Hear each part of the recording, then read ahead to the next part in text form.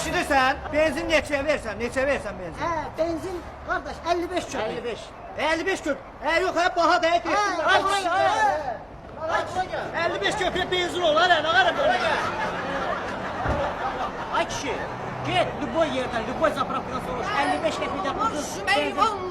Meymun vurulub. Əgər getsinlər məşğuldan, əgər görsən benzin alır. 55 köpekten ucuz benzin tapdın, gel bu zapravkadan sana hediye veririm. Əla. Şöşü. Onda mənə polnu bakmır benzin. Buraya mənə poluna bak. Amma neçə litr tutur bu? Yaxşı, əla tutur bu, böyükdür bunu, böyük başlatmır. Polunu bak vurur. Eşitsən şöşü. Sənin ağlın yoxdur. Nəyə görə? Dönən niyə? Mən olsam buranı söküb, qəşək burada bir zapravka tikərəm. Bura zapravkada, belə aptekatı bura, çörək mağazin, da zapravka. Bura zapravka. Əla. Onda yaxşı ki. Bu Rusmoyu bırakıp gel. Şöşü, bu maşını bana neçə verərsən, bu maşını? Bu sen öz maşında, ay tutma. Əla. Eşitsən məni, Nədə? deyirlər sizin benzinlər uçur eləyir, belə. Benzin uçur gedir. Uçur gedir yox. Bizim benzinimiz hansı maşına töküldü? Həmin maşın uçurur avtomatik riski. Elə uçur. Uçurur yox, istribitir. O kişi, o gün 2 tane samolyot indi buradan benzin vurdu, uçtu getdi. Əla. Bizdə elə benzin. O benzindən vura. Ondan vurur. Polnu bak deməmsən. Samolyot benzin. O benzindən vurma, polnu bak. Polnu bak. Əla. Eşitsən məni? Bu 95, 93, 74. Bu nədir belə vurur sonra? Paket alalım.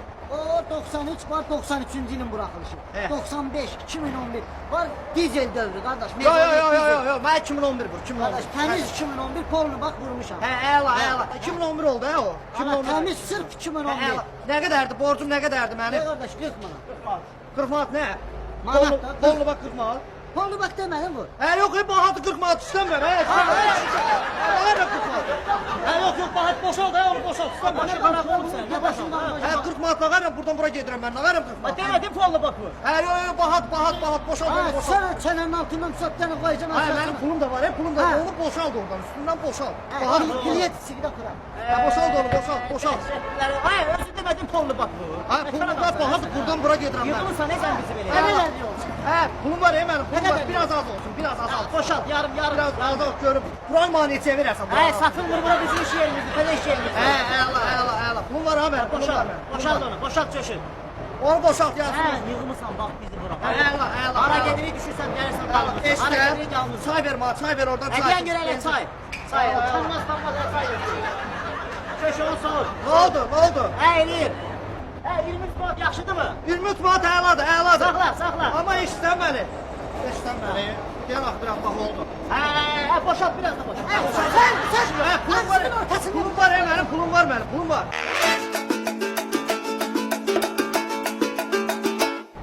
7 manat 60 qəpik. 7 manat əladır. Sağ. Eşitsən məni. 7 manat əladır, amma biraz bahat, biraz.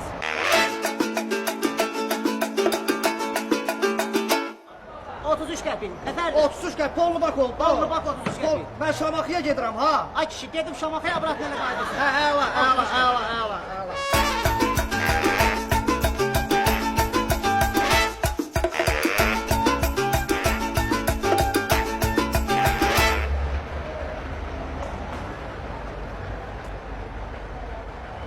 Benzin tutabındaydı.